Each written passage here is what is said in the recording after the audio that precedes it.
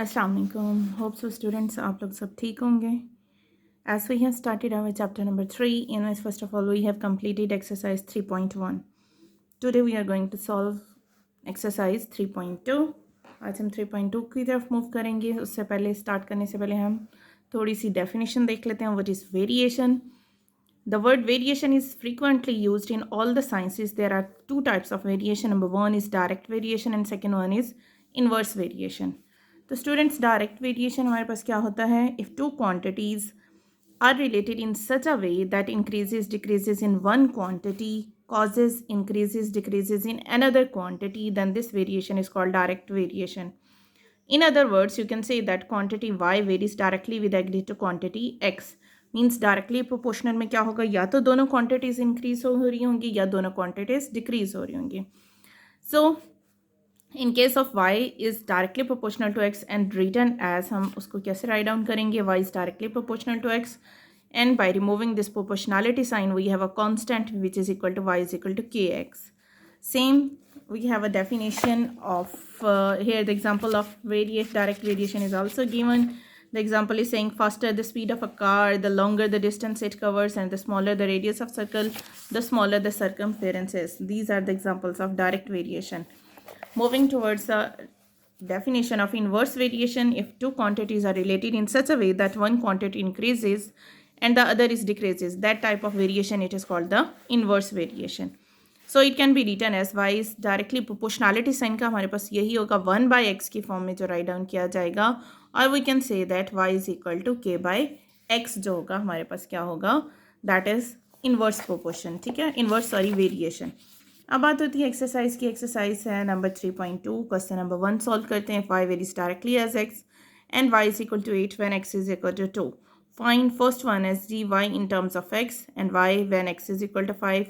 Third part y when x is equal to 28. जी तो student exercise 3.21 question number 1 है, जिसमें हमारे पास गिवन डाटा क्या है? That is y varies directly as x. तो हमारे पास इक्वेशन क्या बनेगी? y is equal to kx. They are saying that y in terms of x we have to find. That requirement is y in terms of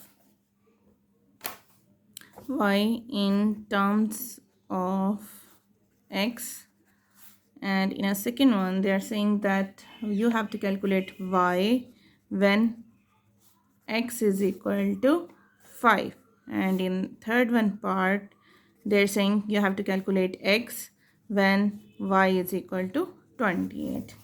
Moving further towards their solution, we have, as I told you, y is directly proportional to x, y is equal to kx. तो हमारे पास equation क्या थी? y is equal to kx. अब हमने y in terms of x write down करना है for value of y when x is equal to when x and y is equal to 8.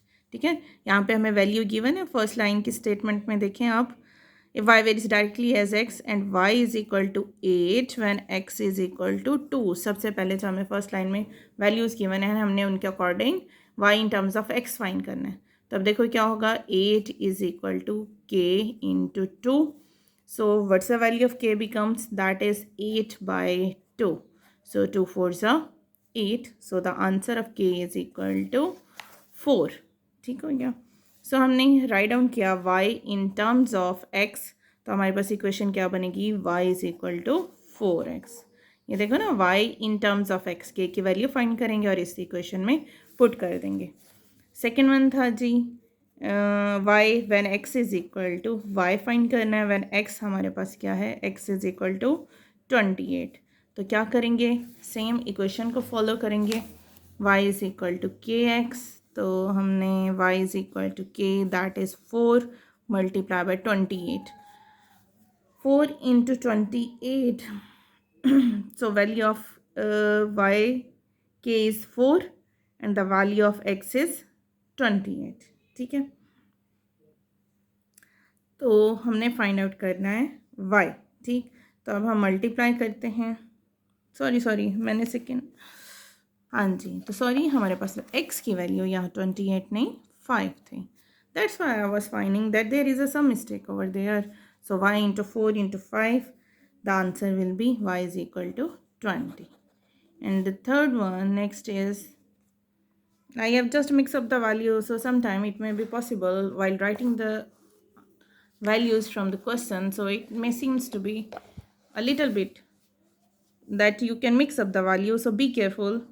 So we have to calculate x when y is equal to 28.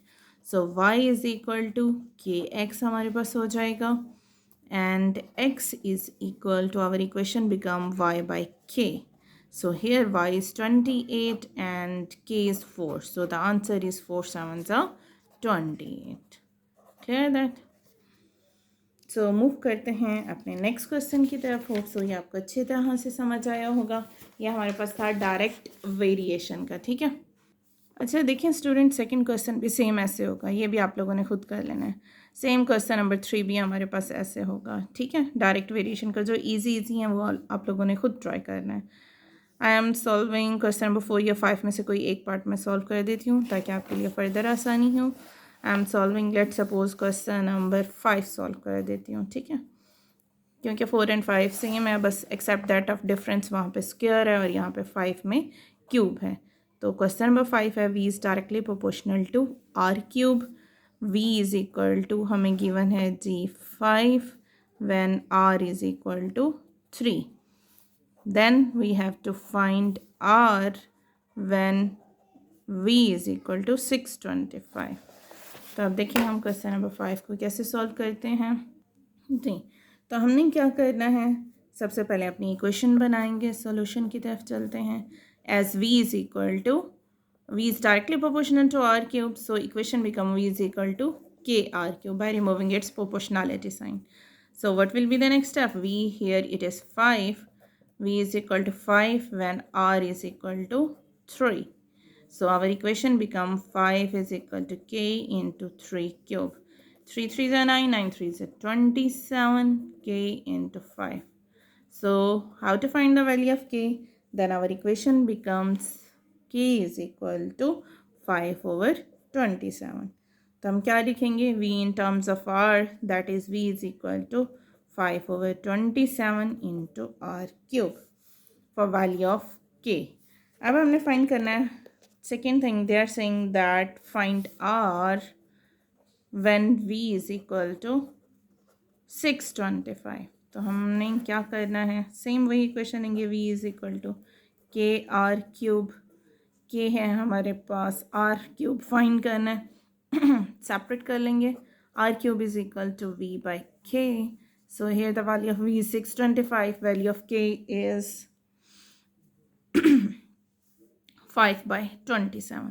So 5 by 27, by simplifying it, we have r cube which is equal to 625 multiplied by 27 divided by 5. Here the answer is 3375. By taking cube root, क्योंकि हमने r की value find करनी है तो क्या लेंगे, by taking cube root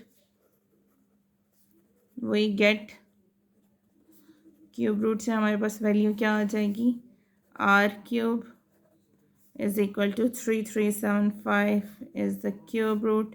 so here the answer of r is 15, ठीक है। क्यूब रूट भी इसका चेक कर लेते हैं, 3375 दैट इज 33, हमारे पास है जी shift cube root of 3375। Here the answer is 15. Okay, so the answer is 15. Okay, done. Hope so everything is clear to you. By moving towards the next question, as question number 6, if w varies directly as u cube, this is also same, so you can make this equation w varies directly as u cube। तो ये भी like question number 5 हो जाएगा, ठीक है। इसको भी आपने सॉल्व कर लेना है। अब हम मूव करते हैं towards inversely proportional. Question number 7 to onward, these are as related to inverse variation. So if y varies inversely as x and x is equal to 7 when x is equal to 2, question number 7 solve करते हैं। Question number 7 है जी हमारे पास y varies inversely, मैं direct इसको सॉल्व कर रही हूँ, ठीक है। y varies inversely as x, तो इक्वेशन क्या बन जाएगी, y is direct equal to, proportionality sign remove करेंगे, y वेरीज इन्वर्सली इन्वर्सली का मतलब है 1/, फॉर्म में हमने लिखना है, तो y is equal to k by x हमारे पास बनेगा। And if we have to find the value of k then the equation becomes x y. ठीक है, फर्दर देखते हैं। They are saying that and x is equal to 7 when y is equal to 7 when x is equal to 2। Find y when x is equal to 126। पहले हम k की value find कर लेते हैं। ठीक है, तो k की वैल्यू में जस्ट हम क्या करेंगे, इस क्वेश्चन में पुट करेंगे। तो पुट करने के बाद हमारे पास क्या आएगी, गौर से देखिएगा। k is equal to 2 into 7, the answer is 14। So the value of k is 14। Okay, k का आंसर हमारा 14 आया। y in terms of x तो क्या आ जाएगा, y is equal to 14 by x, जिसमें हम पुट करते हैं k बाई एक्स। ये हो गया y in terms of x। अब नेक्स्ट क्वेश्चन का जो हमारा पार्ट है नेक्स्ट पेज पे सॉल्व करते हैं। जी स्टूडेंट्स, तो हमारे पास अब y फाइंड आउट करना है when x is equal to 126। So हमारी इक्वेशन क्या थी, as you remember that y is equal to k by x। तो y is equal to the value of k was 14 by, is it 126? Yes, 14 over 126। तो हम इसको further simplify करते हैं। 14 divided by 126, here the answer is 1/9। So y is equal to 1/9 is our answer. Moving towards the next part of the questions, the next questions are, yes, you can solve it, do the practice because these are all same, like question number 8, 9, 10, 11, 12, 13। इसमें से मैं एक square का solve कर देती हूँ या square का आपको सॉल्व कर देती हूँ, क्योंकि अब आपको आइडिया हो गया होगा क्यूब का हमने कैसे सॉल्व किया था। So I am solving question number 11। Question number 11 है जी, a is inversely proportional to 1/b² and a is equal to 3 when जी 11 है जी, a is equal to 3 when b is equal to 4 and further they are saying you have to find the value of a when b is equal to 8। तो अब देखो student, same वैसे solve करेंगे, बहुत easy question है जी। a is inversely proportional to 1/b²। By removing a proportionality sign, we have a k constant. A is equal to k over b square. Value of k is equal to ab square. अब हमें a, first of all, it is given 3. So we are going to put a 3 and the value of b is 4. So 4 square, as it's a k is equal to ab square, our equation become 4 4 is a 16 into 3. So what's our answer? 16 3s are, as you know, that 48.